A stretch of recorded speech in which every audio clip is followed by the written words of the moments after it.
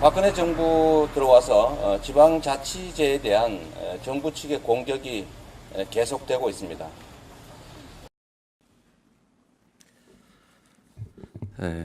성남시 대표 이재명 시장입니다. 대한민국은 민주공화국을 지향하고 복지국가를 지향합니다. 지방자치는 민주주의의 토대이고 헌법이 정한 제도입니다. 지방자치법은 주민의 복지 증진에 관한 사무를 지자체의 고유 사무로 정하고 있습니다. 따라서 지방자치단체는 정부로부터 독립하여 고유의 자치권과 자체 재원으로 주민 복지 정책을 집행할 권한이 있습니다. 물론 정부의 조정 개입이 전혀 없을 수는 없습니다. 그러나 정부의 조정 개입도 그것이 자치권의 본질적인 내용을 침해할 정도에 이르러서는 안 되는 것입니다. 이 때문에 사회보장법은 복지정책의 중복이나 누락을 방지하기 위해서 사업 시행 시에 지자체와 복지부 장관이 동의가 아닌 협의를 하도록 정하고 있습니다. 복지부 장관과 지방자치단체가 협의가 되지 않는 경우에는 사회보장위원회에서 조정을 하게 하고 있는데, 역시 조정 결정도 의무적으로 따르라고 되어 있는 게 아니라 반영하라, 이렇게 반영하라라는 의무만 부여하고 있습니다. 왜 이렇게 되냐 하면 정부는 지방자치단체와 독자적 권한을 행사하는 걸 보장해야 되기 때문에 그렇습니다. 즉 양자는 독립적 관계라 중앙정부의 개입권은 인정을 하되 승인권이나 동의권을 부여하지는 않은 것입니다. 그런데 정부는 협의를 이 문장 그 자체의 뜻에 반해서 동의로 확대 해석했습니다. 또 정부 동의 없이 지자체가 독자적인 복지사업을 시행하면 사회보장법 위반이다 이렇게 해석을 하고 그 사업비만큼 교부세를 감액하는 시행령을 만든 것입니다. 지자체가 자치권과 자체의 재원으로 하는 고유 사무라도 정부가 동의하지 않으면, 즉 승인하지 않으면 불법이다. 불법이기 때문에 정부가 지급할 교부세를 그 액수만큼 감액한다라고 하고 있는 것은 결국 정부가 동의해야만 지방자치단체는 복지사업을 할 수 있다라는 것과 같습니다. 결국은 지방자치단체를 정부와 독립된 자치단체가 아니라 자치를 하는 단체가 아니라 정부가 원하는 것만 할 수 있는 정부의 산하기관으로 지방자치단체가 폐지되고 정부에서 임명된 관료가 지방자치를 하던 시절로 사실상 되돌아가는 것과 같다는 게 저희 생각입니다. 사회보장기본법에 정한 협의와 조정을 동의로 해석해서 동의를 받지 않은 복지사업은 불법이다라고 단정한 이번 시행령은 위헌이라고 생각됩니다. 지금 현 정부 들어와서 지방자치단체에 대한 압박이 좀 심해지고 있습니다. 몇 가지만 좀 예를 들어보면, 우선 첫째로 법적 근거 없이 지자체의 복지정책을 전면 폐지하라고 지시한 바가 있습니다. 또 법적 근거 없이 공사비를 과다하게 지급하도록 강요하는 예규도 만들었습니다. 기초연금 같은 재정 부담을 떠넘기기도 했고 비용 없이 일만 떠넘긴 일도 있습니다. 이 금액이 무려 연간 6조 7천억에 이르고 있습니다. 지방자치단체 재정이 압박받고 있습니다. 이런 점들을 보면 이번 시행령도 지방자치에 대한 제한이다 이렇게 생각이 됩니다. 감사합니다. 적법 요건 관련돼서 청구인 측에 한 가지 여쭙고 싶은데요. 우선 성남시 대리인께 여쭙겠습니다. 지금 이제 성남시 대리인께서 내신 이 심판 청구서하고 그 뒤에 그 청구 취지 정정서를 보면 성남시는 지금 이제 서울특별시하고 같이 이 사건 시행령 조항이 지방자치권을 침해해서 무효다라는 청구를 이제 하고 계시고요. 그다음에 이제 예비적으로 관련된 사회보장기본법 20조 사항, 26조 2항 내지 사항 이것에 대한 위헌 확인을 예비적으로 지금 구하고 계십니다. 네. 예, 근데 그 예비적으로 이 관련 법조항의 위헌 주장을 하시는 취지가 지금 우리 재판부에서 청구인들의 주장을 판단하다 보면 역시 서울특별시도 지금 문제가 되는 시행령 조항이 법률에 위반될 뿐만 아니라 이제 헌법에 위반되는 주장을 하고 계셔서 네. 우리 재판부에서 그 부분 판단을 해야 될 텐데요. 그 부분 판단을 해서 만약에 청구인들 주장처럼 헌법이 위반된다고 한다면 지금 성남시의 예비적 주장이 그런 판단을 전제로 그 부수적인 규범 통제로서 위헌 선언을 해달라는 주의를 촉구하는 취지인지 예. 아니면 이 권한쟁의 심판과는 별개의 말하자면 법령에 대한 헌법소원을 별도로 예비적 청구하시는 건지 어느 쪽인지 조금 불분명한 예, 것 같습니다. 저희는 전자입니다. 어차피 이게 이제 그 법령 위반과에 관해서 이게 그 협의와 조정에 관련된 그 사회보장기본법 26조 2항 3항의 해석론상 협의가 동의로 해석된다고 하는 전제하에서 지금 이게 그 지방교 이 쟁점 조항도 지금 규정된 걸로 본다고 하면 그게 그 동의라고 해석된다고 만약 할 경우 그런 해석은 한정적으로 위헌이다라는 그 정도의 부수적인 판단을 해주십사 하는 그런 취지입니다. 그 부수적 규범 통제를 촉구하는 취지라면 네네. 별도의 청구 취지로 하시는 건 좀 부적절하지 않은가 하는 게 제 개인적인 네. 생각인데 한번 네. 그걸 검토를 좀 한번 예, 해봐주시죠. 예, 그래서 지금 오늘 피청구인 중에서도 국회 측은 출석을 안 하셨는데 역시 국회 쪽에서도 그런 취지에서 이게 청구 적법성에 조금 의문을 갖고 있는 거 아닌가 그런 의심도 들고요. 한번 뭐 청구 기간 문제도 한번 검토해 보셔서 예, 알겠습니다. 그 부분은 좀 정리해 주시면 어떨까 싶은 예, 예. 생각이 듭니다만 한번 검토를 좀 부탁드리겠습니다. 예. 그다음 본안 관련돼서 청구인들께 좀 여쭙겠는데 이건 뭐 저 서울시에서 답변하시든 성남시에서 답변하시든 마찬가지일 것 같습니다. 적절하게 답변해 주시면 되겠습니다. 오늘 그 변론 그 끝 부분에서 이제 피청구인 대리인이 이제 그 말씀을 하셨습니다. 현재 저 분권교부세는 이미 폐지가 통합돼서 없어진 것이다 이렇게 말씀을 하고 계신데 그 법령 내용을 보면 물론 이제 분권교부세는 그 보통교부세에 통합이 됐습니다만 지금 서울특별시나 성남시 같은 경우는 그 재정 자립도가 높아서 원래 보통 저 교부세는 지급받지 않고 있었던 것 아닙니까? 그리고 네. 종전에 그 지방 중앙 정부의 권한을 위임받아 처리하는 데 따른 말하자면 비용으로서 분권교부세를 받으셨던 것이지요. 근데 네. 그 부분을 지금 폐지가 됐지만 제가 읽어본 법령에 따르면 2019년까지인가요? 네, 한시적으로 이제 보통 교부세 명목으로 지급되지만 그 실질은 분권교부세가 아닌가 이렇게 읽히는데 그건 청구인들 주장이 그런 취지인 것이죠. 네, 그렇습니다. 예. 그렇다면 이 지금 지급되고 있는 보통교부세로 지급되는 종전의 그 분권교부세는 어떻게 사용 용도가 특정돼서 그 지급이 되는 것입니까? 보통 교부세는 특정돼 있지 않습니다. 그러니까 용도는 특정돼 있지 않습니다. 분권교부세는요. 종전의 분권교부세는 그것도 용도가 특정돼 있어요. 그냥 그것도 뭐 명목만 특정돼 있는 건 아니군요. 네. 다만 그 보통교부세보다는 분권교부세는 최초의 그 배정 금액이 먼저 지정이 돼서 내려오는 것 아닙니까? 그러니까 일반 종전의 보통교부세하고 분권교부세가 지금은 물론 통합됐습니다만 종전의 그 금액의 배정이라든지 그 산정 내역 통지 같은 게 절차가 좀 다르지 않았습니까? 네, 좀 다르고요. 지금은 어떻습니까, 그러면? 시기에 돼 있습니다. 이게 별도로 예, 보통 교부세는 그냥 뭐 계산하는 방식에서 하는데 분권교부세 항목은 2019년까지만 지급하는 걸로 지금 돼 있고. 붙이게 돼 있고 그 별도로 저희 성남시 같은 경우도 한 8, 90억 정도 약 1억 차 정도 발생하면서 2019년까지 예정돼 있긴 합니다. 그러니까 금액도 거의 미리 사전에 정해져 있는 건가요? 거의 정해져 있습니다. 예. 매년 한 1억 정도 변동이 있는 것 같습니다.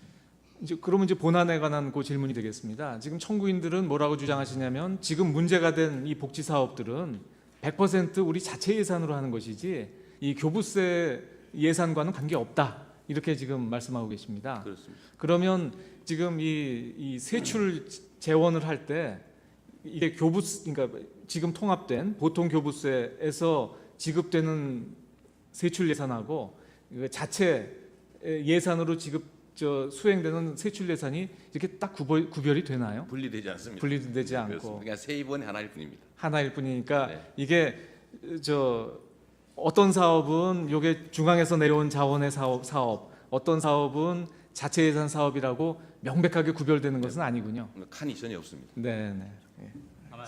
다만 자체 예산으로 한다는 취지는 국가의 보조금이 부담 없이 할 수 있다. 수행한다 그런 예, 취지.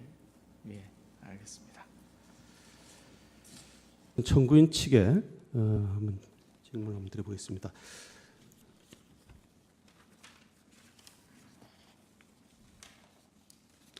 이 지금 정부인 측은 이 사회보장기본법의 규정 내용이 이것이 지금 이 협의 조정을 거치도록 하고 있지만은 그것이 이제 이 사실상의 실질적인 이제 협력을 하는 이제 그런 조항 정도로 해석을 하고 그것을 그 절차상에 이제 그 다소 문제가 있다 하더라도 그것이 법령 위반은 아니다라는 그 지금 대전제를 지금 하고 있는 거죠.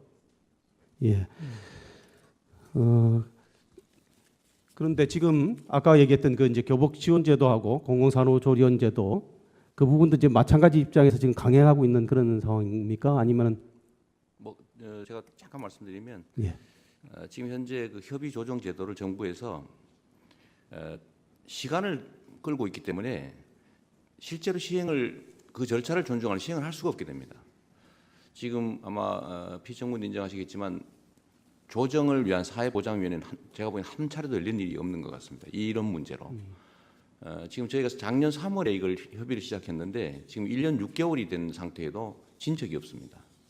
그래서 실제로는 이걸 못하게 되는데 정부에서 동의 안 하면 위법이다 이렇게 단정을 하고 저희한테는 교부금 감액을 하겠다라고 지금 시행령까지 만들었기 때문에 저희는 정부에서는 이 끝까지 아마 동의하지 않을 거다라고 볼 수밖에 없는 상태입니다.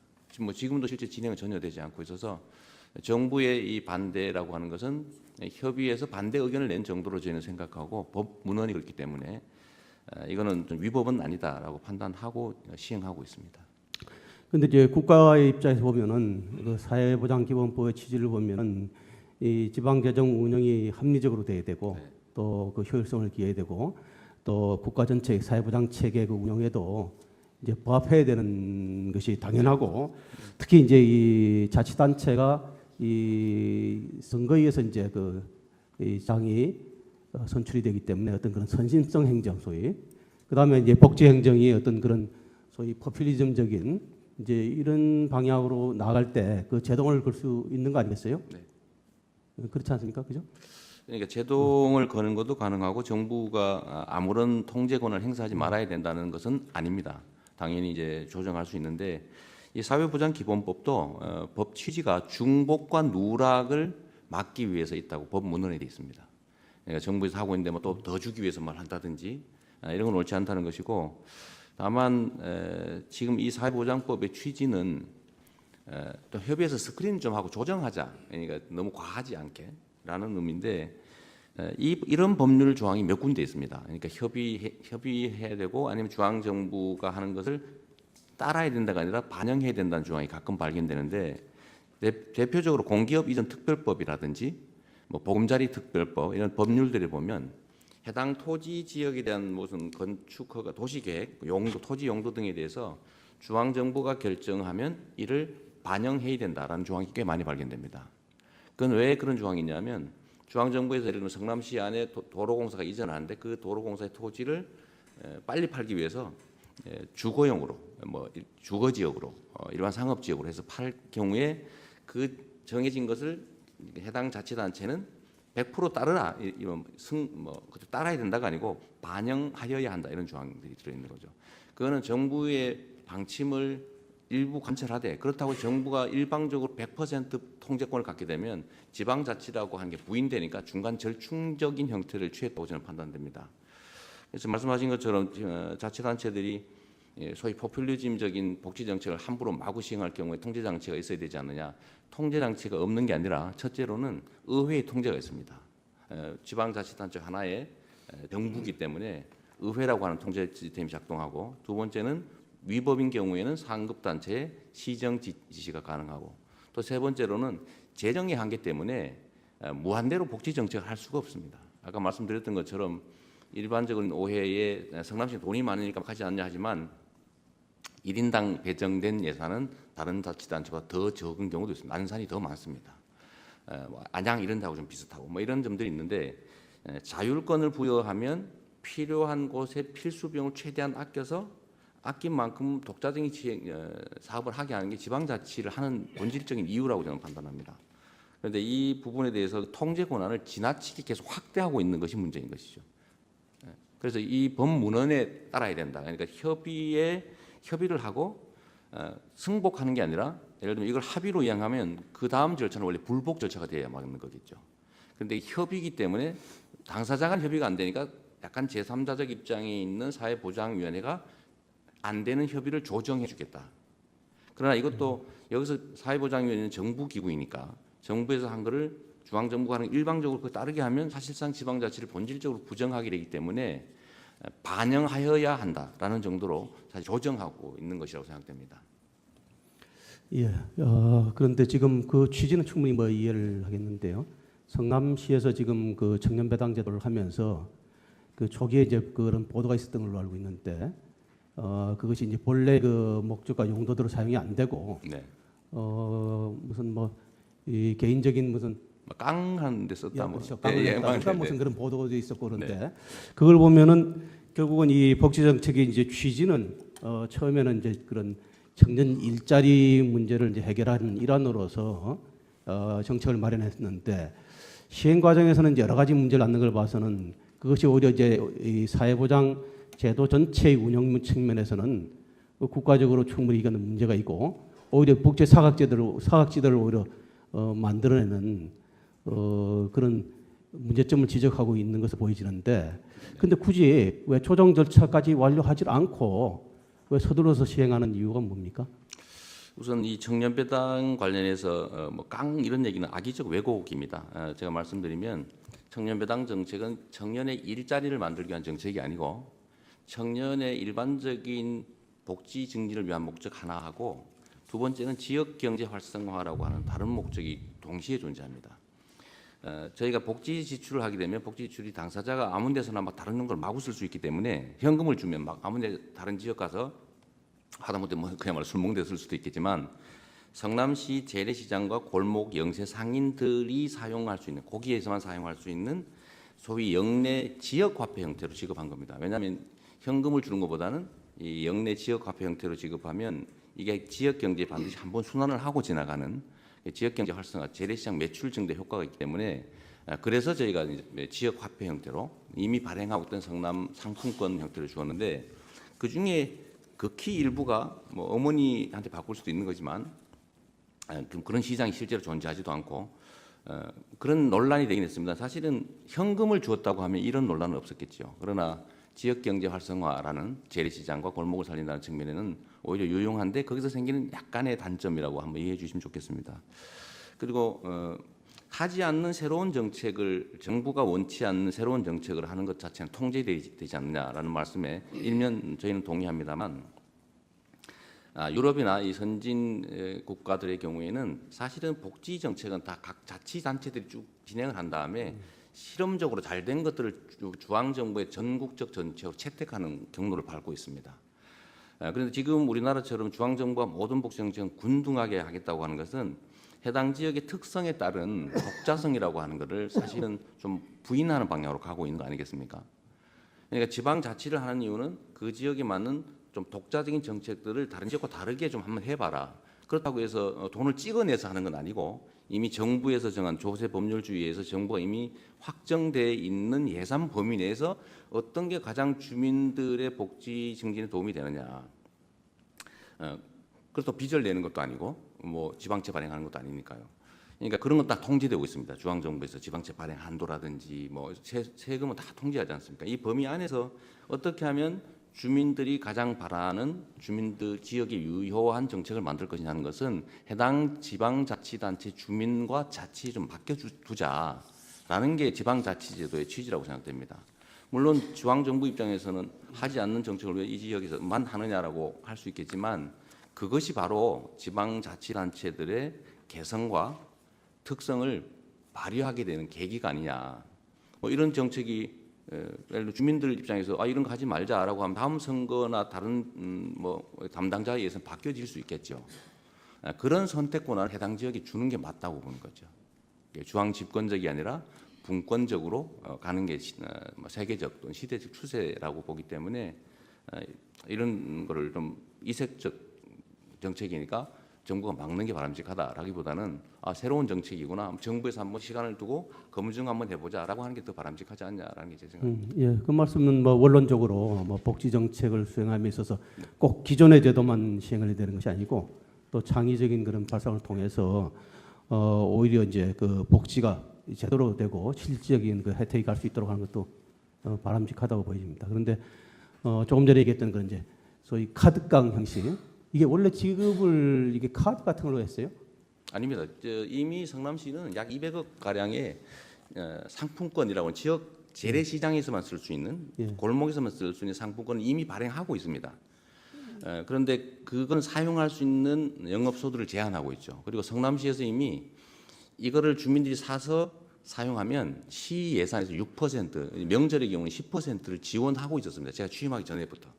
그걸 왜 그렇게 하냐면 해당 지역에서 실제로 아주 극단적으로 얘기하면 10% 할인받아 사가지고 5%에 팔 수도 있죠.